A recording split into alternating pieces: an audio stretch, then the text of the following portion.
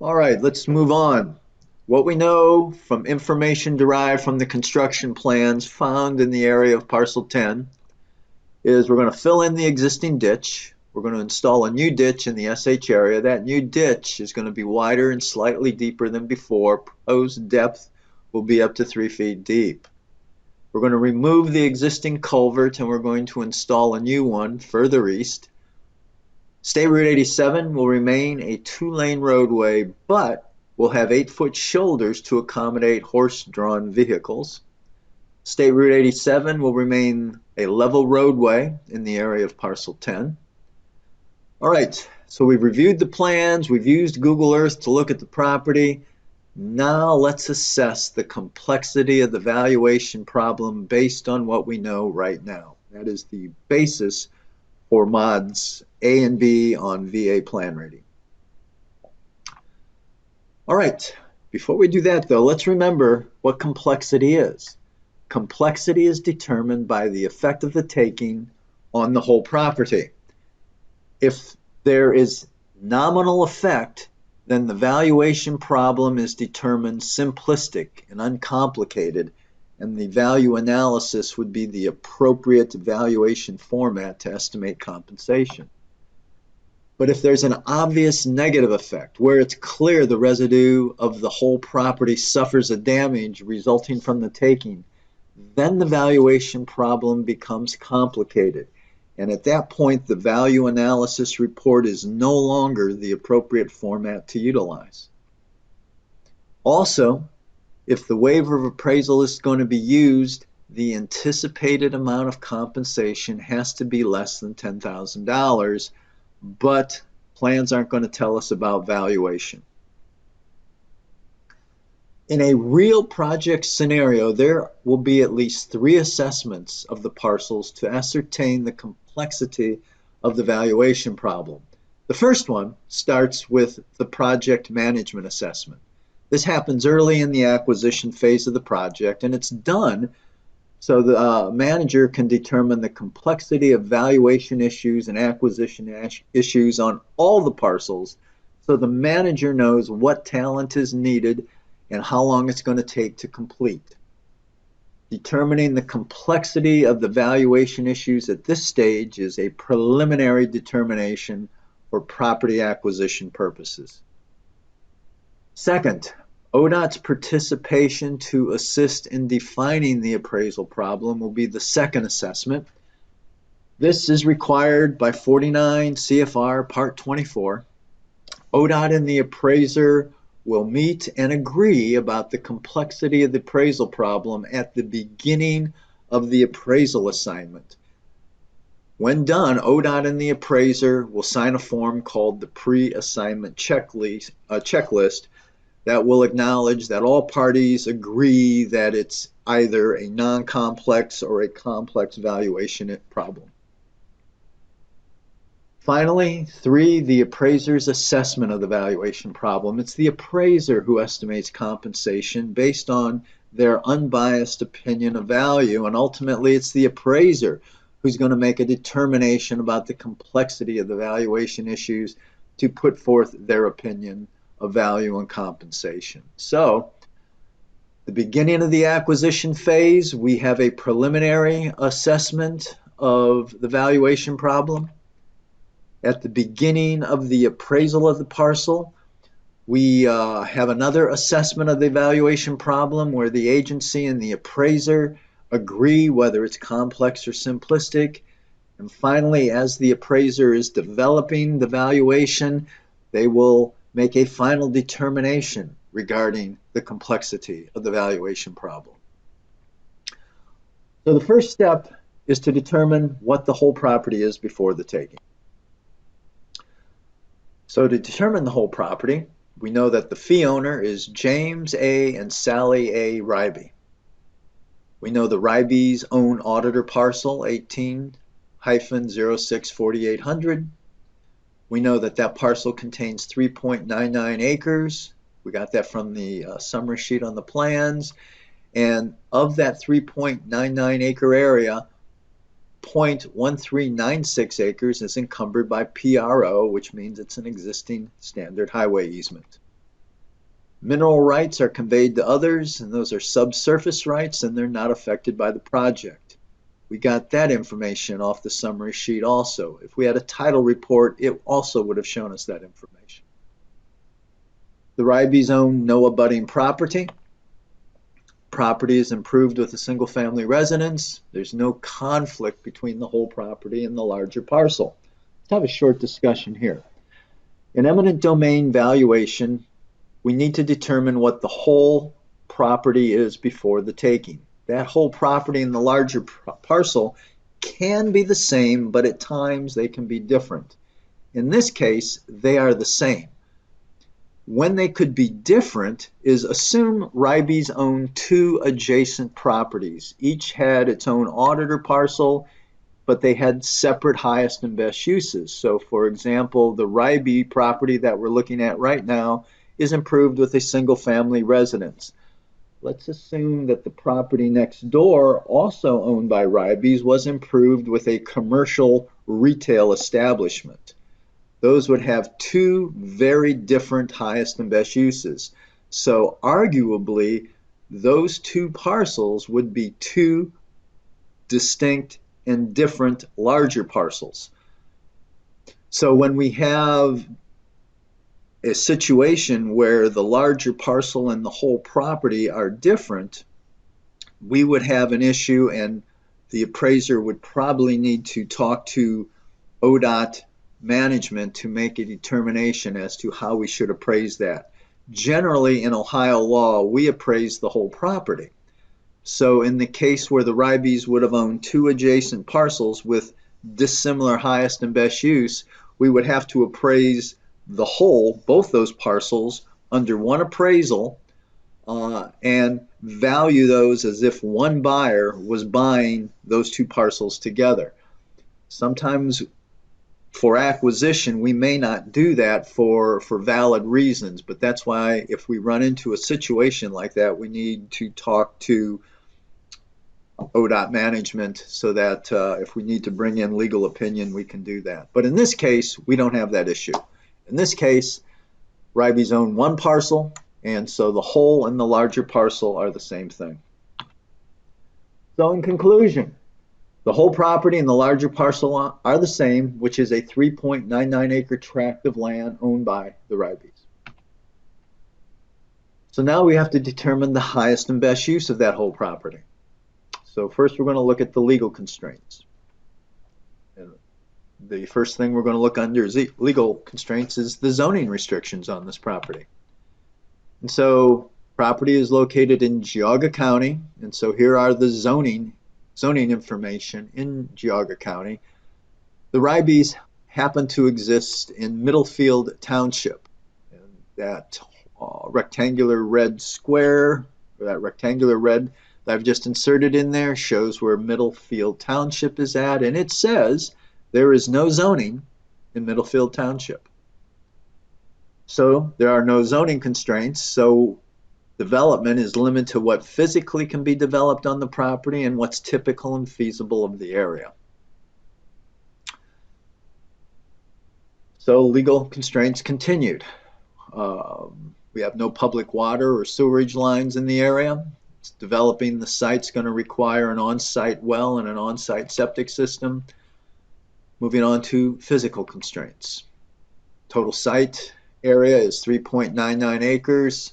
And of that, 0.1396 acres is encumbered with PRO. We have limited utility in the PRO area, so the net usable area is 3.99 acres, less the area encumbered by PRO, gives us an area net of PRO of 3.8504 acres. And if we divide that by 43,560 square feet, the square feet in that net usable area is 167,723 square feet. Property is 202.75 feet wide by approximately 827 feet deep, is rectangular in shape. It's mostly cleared, has some small wooded areas, but overall it looks to be relatively level. It fronts along the north side of State Route 87. It's improved with a single-family residence and attached garage. It sits back from State Route 87, approximately 100 feet, and those improvements are situated to the center of the site. There is an on-site septic system on the property, but it's located far removed from State Route 87. Access to the property from State Route 87 is by a 12-foot residential drive. All right, talk a little bit about the financially feasible uses. On either side of the Riebe property are single-family homes. Behind the Riebe property is vacant acreage. It's partially cleared. Some of it appears to be farmed. Across the street is a commercial use identified as Middlefield Glass Incorporated. At the intersection of Hayes Road and State Route 87, which is slightly west of the Riebe property, is a small cluster of commercial uses, which include an auto body and towing business and a small apartment complex. Primary land use along State Route 87 in the area by the Riebe property is single-family residential on small acreage tracts, surrounded by farming operations with limited commercial and light industrial uses interspersed throughout the area. The property is too small to be a viable farming operation. The property, if it were vacant, is adequate for single-family residential use or limited potential for small commercial or light industrial use. However, the property is improved with single-family residence that is typical of the area, and it appears to be functionally adequate and in average condition. So it's not probable that the home would be torn down so the site could be developed with another use. So conclusions about the maximally productive use, the highest and best use of the Riebe property. As vacant, single-family residential or limited potential for small commercial or light industrial use. As improved, continued and existing use as a single-family residential. All right, so now we've determined the highest and best use of the whole property. Let's talk a little bit about the taking. There's a taking identified as 10SH. It's a small strip take along the property's entire State Route 87 frontage. The taking's 10 foot wide by 202.75 feet long and contains 0.0465 acres or 2,025 square feet. Nominal site improvements in that SH area that include gravel, asphalt drive, grass, some indigenous trees that are in the wooded area. It is not a landscaped area. The SH is needed for drainage improvements required for the highway project. The second taking, which is behind the SH, is a T identified as 10T. It's a 12-month T needed for grading, drive construction, and removal of the wooded area. The taking is an irregular configuration. It extends along the entire frontage of State Route 87 behind the SH area. Contains 0.0330 acres or 1,437 square feet. So now we're going to discuss the effect of those takings on the residue property of the Riebes. The project, when completed, State Route 87 will be a 2-lane roadway, but it's going to be repaved, and the shoulders will have been widened to accommodate horse-drawn vehicles. Additionally, the project will improve the vertical sight distance from Hayes Road to the east along State Route 87 by lowering the incline of State Route 87. The impact of the SH. The SH easement is a perpetual easement that encumbers the residue property. The property owner will have limited utility in this area that's 10 foot wide and extends along the entire frontage of State Route 87. Highway improvements within that SH area consist of drainage features that are ditch erosion protection, erosion control with turf reinforced matting, open swales, ditching connected to the new culvert and the conduit, and water will be diverted from the ditch under State Route 87 to the ditching that exists across the street from the Riebe property. The depth of that ditch is approximately 3 feet, which is slightly deeper than before the taking. The ditch is wider, but the slopes are shallower. The ditching is typical and does not adversely affect the residue. The pavement of the road remains essentially at its same location as before the taking. The road, however, will accommodate horse-drawn vehicles. Impact of the SH. The residue property still contains 3.99 acres, but the PRO encumbered area has increased from 0.1396 acres to 0.1861 acres. So the net residue outside that PRO has decreased. Before the taking, the property contained 3.99 acres, and of that, 0.1396 acres was encumbered by PRO, which left us a net residue of 3.8504 acres.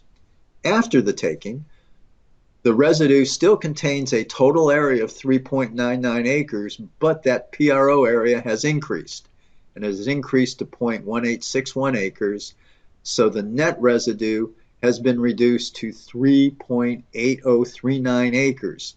So the net residue is 1.2% less in size than before the taking. The house on the residue is still far removed from the road. The setback from the road improvement is still 100 feet, but when considering the new ditching improvement, the setback is 90 feet. The drive access is enlarged slightly from 12 feet, but it's at its same location. The utility availability to the residue is unchanged. The topography of the residue adjacent to the road improvement remains similar, with a slight difference in that there's an open swale and drainage improvements that are wider than before and that are slightly closer to the residential structure. If the site were vacant, the same improvements that exist now could also be developed on the property. The residue functions essentially as it did before the taking. The highest and best use of the residue as vacant remains the same as the property before the taking and is single-family residential with limited potential as a small commercial use or light industrial use. The highest and best use as improved remains the same as before the taking, which is single-family residential. So there is no apparent adverse effect to the residue as a vacant site or as improved resulting from that SH easement taking. So let's discuss the impact of the T-easement on the residue. The duration of that T is 12 months. It exists behind the SH-easement and is narrow with an irregular configuration. The T does not restrict access to the property and doesn't affect the highest and best use of the residue as improved or as vacant. There's no apparent adverse effect to the residue resulting from the temporary use of the land. So, conclusion about the complexity of the valuation problem. Taking's nominal with minimal influence to the residue. The taking's a strip taking along the road frontage. This taking is small, narrow sliver of land. The residue retains the function that it did before the taking. The highest and best use of the residue as vacant and as improved remains unchanged from the whole property before the taking. There's no apparent damages to the residue resulting from the severance of the part taken from the whole property. The valuation problem is uncomplicated and simplistic. And what we're looking at right now is a blow-up from the property map sheet of the highway plans for Parcel 10. And to its right is a blow-up from Google Earth. The existing right-of-way shown on the Google Earth photo is a black dotted line. The SH taking shown as a solid red line. So what we can see by comparing these two photos is that this partial taking from Parcel 10 is a minimal acquisition. It really does not adversely affect the property at all. It's very apparent that the taking results in a simplistic valuation problem.